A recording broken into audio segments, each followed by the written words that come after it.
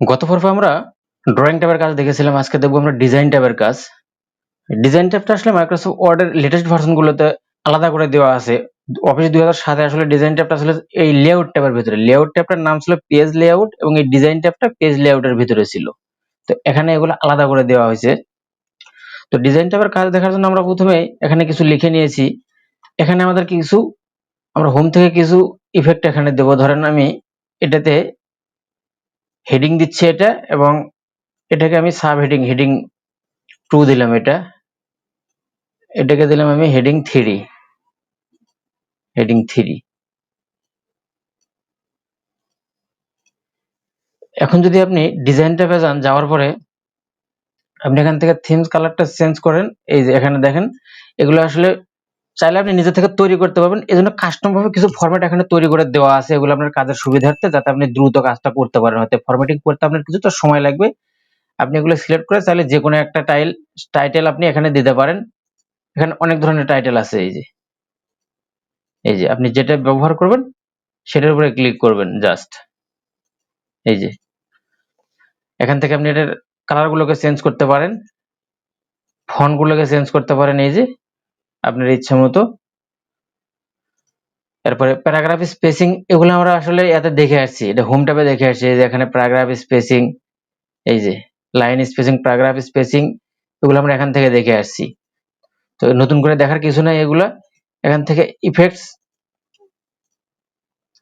এখানে সবচেয়ে গুরুত্বপূর্ণ যে জিনিসটা সেটা হচ্ছে আপনার ওয়াটারমার্ক, পেজ কালার আর হচ্ছে পেজ বর্ডার।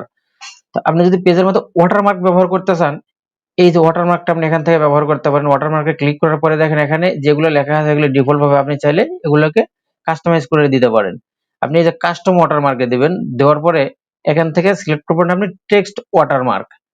এবার আপনি এই যে এই টেক্সটটাকে আপনি কেটে দিবেন। দেওয়ার পরে আপনি কি লিখতে চান, যদি আপনার নাম লিখতে চান লিখে যদি আপনি ওকে দেন, এই যে আপনার ওয়াটারমার্ক চলে আসছে। আপনি চাইলে এখানে কোনো পিকচার ওয়াটারমার্কও দিতে পারেন। সেক্ষেত্রে আপনি কি করবেন, ওয়াটারমার্কে যাওয়ার পরে আবার ওই কাস্টম ওয়াটারমার্কে যাবেন। আমি ওটাকে আগে রিমুভ করে দিচ্ছি। এরপর আপনি কাস্টম ওয়াটারমার্কে যাবেন, যাওয়ার পরে এখান থেকে কি করবেন, এই যে পিকচার ওয়াটারমার্ক আছে এখানে সিলেক্ট করার পরে আপনি কি করবেন, সিলেক্ট পিকচার, এটাতে ক্লিক করবেন। করার পরে আপনি আপনার ড্রাইভ থেকে ব্রাউজ করে কোনো একটা পিকচার আপনি এখানে নিয়ে আসবেন। আমি ধরেন আমি যদি এটাকেই ব্যবহার করতে চাই, সেক্ষেত্রে আমি ইনসার্টে ক্লিক করবো, এটা সিলেক্ট করার পরে, এবং ওকে দেবো। দেখেন এটা কিন্তু আমার এখানে এই যে ওয়াটারমার্ক হিসেবে চলে আসছে। আপনি চাইলে এখানে আপনার নিজের ছবিও ব্যবহার করতে পারেন, আপনার যেটা খুশি আপনি সেটা ব্যবহার করতে পারেন। আমি এটাকে আবার রিমুভ করে দিচ্ছি। এরপরে আমি আবার ওয়াটারমার্কে যাব, কাস্টমসে যাই, যাওয়ার পরে আপনি এই যে টেক্সট ওয়াটারমার্ক, এগুলো অবশ্য আপনি এগুলোর ফন্ট চেঞ্জ করতে পারবেন এবং সাইজ গুলো চেঞ্জ করতে পারেন। এই যে ফন্ট, এখান থেকে আপনি ফন্ট চেঞ্জ করতে পারেন, সাইজও চেঞ্জ করতে পারবেন, এবং এখানে কি কালার আছে আপনি কালারটাও চেঞ্জ করতে পারেন। আবার এখানে দেখেন লেআউট আছে, এখানে আছে কি ডায়াগোনাল এবং হরাইজন্টাল। আপনি চাইলে দু ধরনের লেআউটটাই ব্যবহার করতে পারেন। তো ডায়াগোনাল আমরা এখানে ব্যবহার করছিলাম, এখন দেখি হরাইজন্টাল কি আসে। তো হরাইজন্টাল সিলেক্ট করার পরে যদি আমি ওকে দেই, এই যে দেখেন এখন সোজাসুজি, এখন আর কোনো বাঁকা টাকা নেই। তো আমি যদি এটাকে কাস্টম ওয়াটারমার্কে যায়, যদি এটাকে ডায়াগোনাল দেই, তখন সেটা কিন্তু এটা বাঁকা হয়ে যাবে। এই যে গেল আমার ওয়াটারমার্কের কাজ। এরপর আছে পেজ কালার। পেজ কালার সাধারণত ওয়াটার কেউ ব্যবহার করা হয় না, কিন্তু এটা প্রিন্ট করার ক্ষেত্রে তো ব্যবহার করা হয় না, যেহেতু কালি খরচ হয় পেজ কালার ব্যবহার করলে। সেক্ষেত্রে এটা যারা অনলাইনে কাজ করে, ওয়েবের জন্য হয়তো তারা পেজ কালার ব্যবহার করে। আপনি এখান থেকে যে কোনো কালার ব্যবহার করতে পারেন। এই যে কোনো একটা কালার আপনি সিলেক্ট করলে সেটা পুরো পেজের ব্যাকগ্রাউন্ডে চলে যাবে। আবার আপনি চাইলে এখানে গ্রেডিয়েন্ট কালার ব্যবহার করতে পারেন। এই যে এখান থেকে দেখেন মোর কালারে যাবেন, ফিল ইফেক্ট, এখানে দেখেন এই যে এখানে আছে ওয়ান কালার, আপনি চাইলে এখান থেকে যে কোনো এক কালার ব্যবহার করতে পারেন। আবার এখানে আছে টু কালার, আপনি দুই কালারও ব্যবহার করতে পারেন। এই যে এখান থেকে যে কোনো একটা কালার উপরে একটাতে সিলেক্ট করে দিলেন এটাতে, এবং উপরে এটাতে আপনি অন্য কালার সিলেক্ট করে দিলেন, ধরেন ব্ল্যাক সিলেক্ট করে দিলেন। এই যে দুই কালারের কম্বিনেশনে কি হয় সেটা এখানে দেখা যাচ্ছে। এবং এখানকার লেআউটটা আপনি চেঞ্জ করতে পারেন। এই যে হরাইজন্টাল, ভার্টিক্যাল, ডায়াগোনাল, আপ, এই দেখেন এগুলোকে আপনি সিলেক্ট করে করে দেখেন কোনটা কোন দিক হয়। এখানে যে লেআউটটা দেখা যাচ্ছে আপনি সেম লেআউটটাই পেজের ভিতরেও পাবেন। এই যে আমি যদি এটাকে সিলেক্ট করে ওকে দেই, দেখেন এটা সেম লেআউটটা পেজের ভিতরেও অ্যাপ্লাই হয়ে গেছে। তো আমি পেজ লেআউটটা অফ করে দিচ্ছি, আমি ওয়াটারমার্কটাও আমি রিমুভ করে দিচ্ছি। এরপরে যেটা আছে সেটা হচ্ছে পেজ বর্ডার। এই যে এটাই হচ্ছে এখানকার সবচেয়ে গুরুত্বপূর্ণ। আপনি যদি একটা ডিজাইন ওয়ার্ডে অনেক ধরনের ডিজাইনের কাজ কাম হয়। আপনি ধরেন এই যে প্যারাগ্রাফটা দেখতেছেন, এই প্যারাগ্রাফটাকে যদি আমি একটা বর্ডার দিতে চান, এই পেজ বর্ডারের উপরে ক্লিক করবেন, করার পরে আপনি যাবেন এই বর্ডারে, শুধু বর্ডারে, পেজ বর্ডার না। যদি আপনি পেজ বর্ডার দেন তাহলে পুরো পেজে বর্ডার হয়ে যাবে। আপনি যাবেন এই বর্ডারে, যাওয়ার পরে বক্সে ক্লিক করবেন, করার পরে আপনি কি কালারের পেজ বর্ডার দিতে চান, আমি ধরেন এখানে ব্ল্যাক কালারই দেবো আমি। এরপরে এখানে দেখেন স্টাইল আছে, এখান থেকে আপনি যে কোনো একটা স্টাইল সিলেক্ট করতে পারেন। আপনি যদি এটাকে সিলেক্ট করেন এবং এটা মোটা দেবেন না চিকন দেবেন, সেটা এখান থেকে নির্ধারণ করতে পারেন আপনি। তো আমি এটা যেটা আছে সেটাই দিচ্ছি, দেওয়ার পরে যদি আমি এখন ওকে দেই, দেখেন এটার চতুর্পাশে কিন্তু বর্ডার হয়ে গেছে।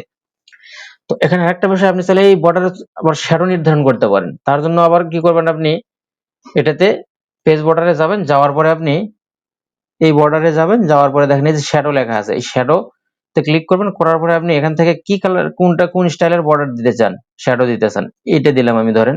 যদি এখন ওকে দেই, দেখেন এই যে এখানে স্যাম্পল দেখা যাচ্ছে, এই যে স্যাম্পল শ্যাডো, এই যে স্যাম্পল, এইরকমই হবে এটা। এই দেখেন, আপনি প্রতিটা লাইন বাই লাইন আপনি বর্ডার দিতে পারেন এখান থেকে।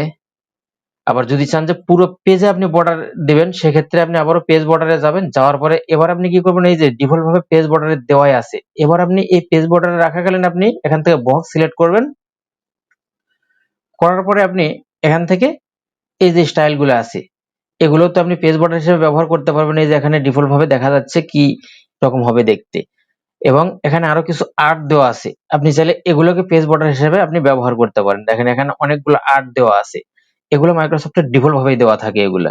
আমি এখান থেকে ধরেন এই যে ফুলটাকে আমি যদি পেজ বর্ডার হিসেবে ব্যবহার করতে চাই, এখানে আরেকটা বিষয় নির্ধারণ করতে পারেন আপনি, সেটা হচ্ছে এই যে উইথ, এটাকে যদি আপনি কম বেশি করে দেন, তাহলে দেখেন এটা যত বাড়াবেন আপনি তত এই ফুলগুলো আপনার বড় হবে এবং কমতে থাকবে।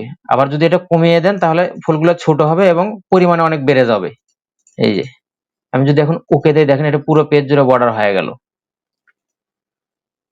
আবার যদি এটাকে আমি একটু বাড়িয়ে দেই, দেখেন এটা তখন বড় হয়ে যাবে। এই যে দেখেন বড় হয়ে গেছে।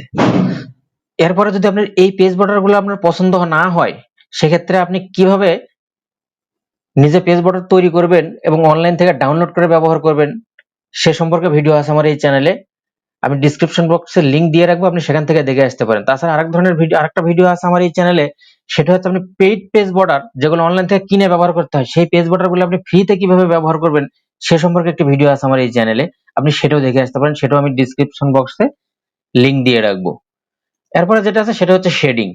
আপনি শেডিং এ যাওয়ার পরে যদি আপনি এখানে কালার ব্যবহার করেন, কি কালার দিবেন আপনি, ধরেন আমি এই কালারটা ব্যবহার করতেছি, স্টাইল, এখান থেকে দেখেন 5%, 10%, এভাবে পার্সেন্ট অনুযায়ী আপনি এগুলোকে ব্যবহার করতে পারেন, কত পার্সেন্ট এই কালারটা ব্যবহার করবেন। এরপরে আপনি এটাতে কি করবেন, যদি আপনি 5% ব্যবহার করেন, তো 5% কি কালার ব্যবহার করবেন আপনি, এই কালার, এই যে এই কালার 5% ব্যবহার করবেন। এখন যদি আপনি ওকে দেন, দেখেন এই যে এটার নিচে কিন্তু শেডিং পড়ে গেছে, দেখেন।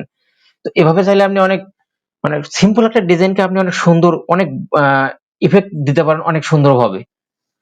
এই ছিল ডিজাইন ট্যাবের কাজ। আমরা পরবর্তী লেসনে দেখবো লেআউট ট্যাবের কাজ। তো এটা যদি আপনি মিস করতে না চান, অবশ্যই চ্যানেলটিকে সাবস্ক্রাইব করে বেল আইকনটি ক্লিক করে দিবেন। ধন্যবাদ।